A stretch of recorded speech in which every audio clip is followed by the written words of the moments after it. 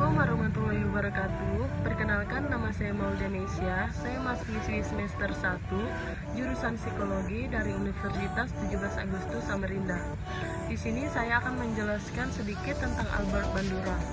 Albert Bandura adalah seorang psikologi. Ia lahir di Mundare, Kanada, 4 Desember 1925.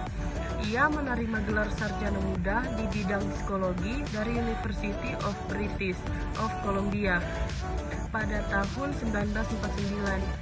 Pada tahun 1953, ia mulai mengajar di Universitas Stanford. Hingga saat ini, ia masih mengajar di Universitas Stanford. Pengaruh teori-teori Bandura terhadap dunia pendidikan, penerapan belajar sosial Bandura dalam proses belajar mengajar, memberi ruang bagi suatu proses belajar yang bergerak terus-menerus. Gerak yang terus-menerus terjadi mendorong munculnya masalah, sehingga memacu intelektual untuk memformulasikan usulan-usulan baru untuk bertindak. Albert Bandura meninggal dunia di usia 64 tahun. Bandura dikenal sebagai pencetus teori pembelajaran sosial atau kognitif sosial dari efikasi dari penganut aliran behaviorisme. Sebagian besar manusia belajar melalui pengamatan secara selektif dan mengingat tingkah laku orang lain. Ini foto Bobodol eksperimen. Bobodol eksperimen adalah percobaan yang dilakukan oleh Albert Bandura, Dorothea Ross, dan Sheila A. Ross.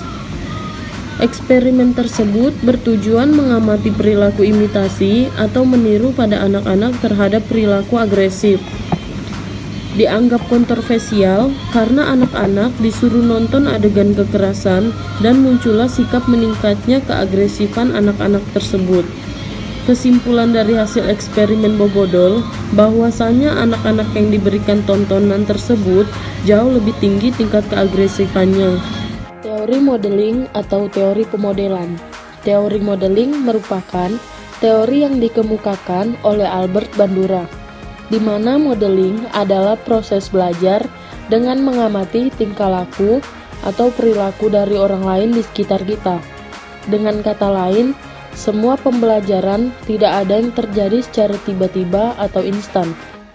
Social learning theory atau teori belajar sosial. Social learning theory adalah teori dari Albert Bandura. Menurut Bandura, manusia mempelajari sesuatu dengan cara meniru perilaku orang lain. Anggaplah kamu mau belajar sesuatu, hal yang super asing buat kamu. Ada 4 tahap proses mediasi, yaitu attention atau perhatian, retention atau pengingat, reproduction atau pengulangan, dan yang terakhir, motivation atau motivasi.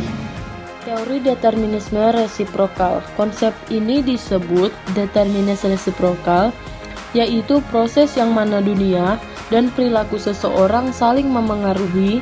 Ia melihat bahwa kepribadian merupakan hasil dari interaksi 3 hal, yakni lingkungan, perilaku, dan proses psikologi seseorang. Proses psikologi ini berisi kemampuan untuk menyelaraskan berbagai citra atau image dalam pikiran dan bahasa. Teori vicarious learning.